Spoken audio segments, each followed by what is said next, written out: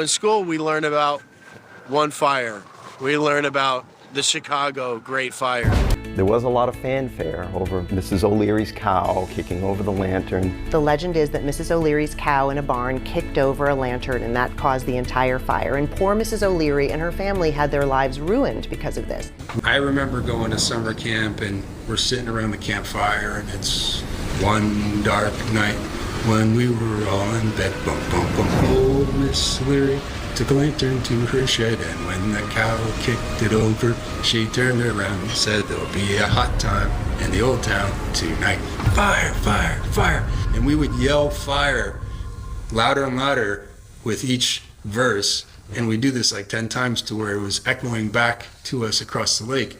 And now when I think about it, it's like how many kids were singing this song about this stupid story. It's like an incantation, and it's spellcasting. Where did this song come from? Well, lo and behold, as an architect with the keen interest in history, I come to find out only within the last few years that there were fires in every major city. And then I come to find out that it's not just wooden shanty town built out of matchsticks. We're looking at city after city. New York, Boston, you come down to Florida, Jacksonville, Miami. Every major city at one point was burned to the ground. Ancient metropolises that were burned down as if they were made from wood.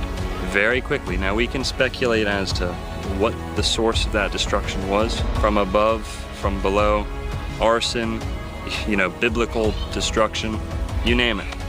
Nonetheless, every major city in America, if not Europe and the entire world, saw a great devastation by a fire. Pictures are strange.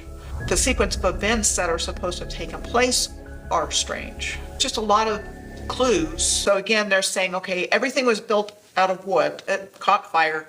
So we came in and we built all of these beautiful structures to make sure they wouldn't burn down again. You look at any major city, they suffered this same fate. In Jacksonville, we actually had a fire where there are first-hand accounts of people who were escaping the fire. They were sitting up on a hill watching Jacksonville burn. They said that things on their persons started spontaneously combusting. Things that were made of certain materials were combusting. This was happening back in the late 1800s. No suitable explanation. But they're in a covered carriage. What happens? Materials on their body are still spontaneously combusting out of nowhere. Now, how could that be the case if this is a local fire spreading to anything that it touches? These people were hundreds of yards away, and you can go look up your own city, the closest major city to you, and you'll find this same fate. Seattle burned down, the downtown.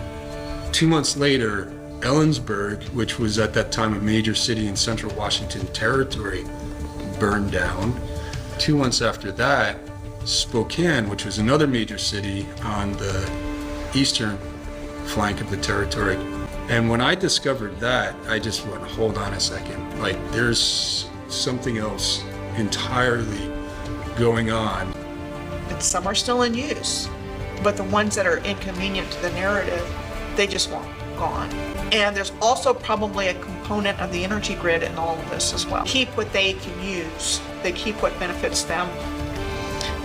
And at some point they determine, okay, we don't need that anymore.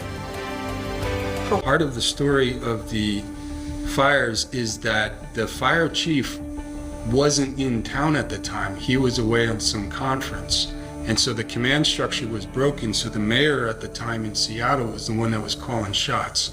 And he was making decisions that they should go in and make what they call fire breaks between buildings, meaning actually bringing dynamite into buildings and blowing them up. And that's acknowledged. And that's acknowledged in Boston, the Boston fire, in city after city, what's called a tactic to contain fires. And then they often say, well, look back in retrospect, maybe it wasn't the best idea.